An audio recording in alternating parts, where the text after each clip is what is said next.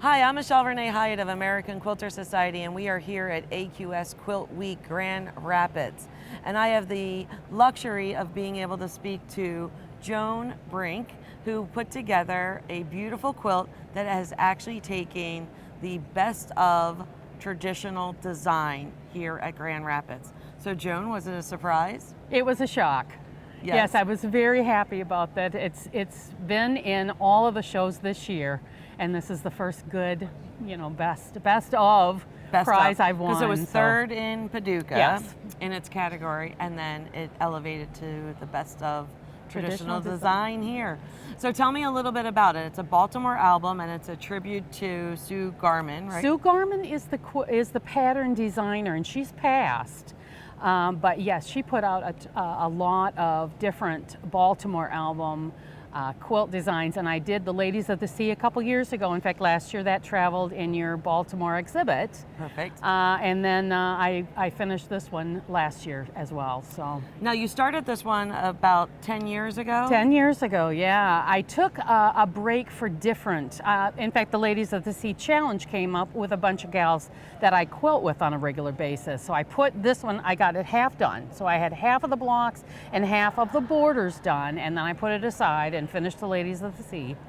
And then I came back to it and finished it out. So. Well, it's absolutely beautiful. Thank you. So you did all hand applique, and it's needle turn is the technique you use. Yes. And then you put your blocks together, and the piecing for your sashing is done machine. That is machine, yes. And then in the past you have done hand quilting. I have. But for this one you sent it to a professional quilter named Sue Daurio, who's from the Chicago area. Perfect. And she is, one of the few still doing a lot of custom work. And she worked a lot of hours on quilting this so well. And she really showcased your applique, I She feel. did. Yeah. And then you added a special touch with putting your name on the book in one of them, correct? Yes. And do you try and do that on each of the ones that you work on? Find a special place to kind of sneak it in, or is this the first? No, this is the first time I did that. I like it. I like it a lot. Yeah. So. I did something a little bit special with my Ladies of the Sea, the way I named all the ships, because that's part of the pattern.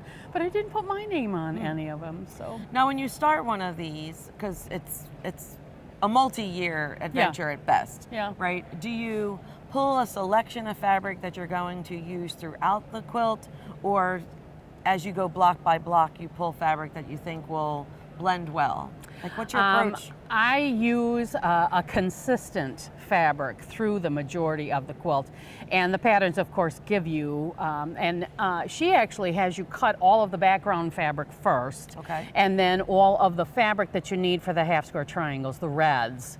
And then I wanted consistent fabrics throughout, so. So you're using a set group of fabric. Okay. Yep.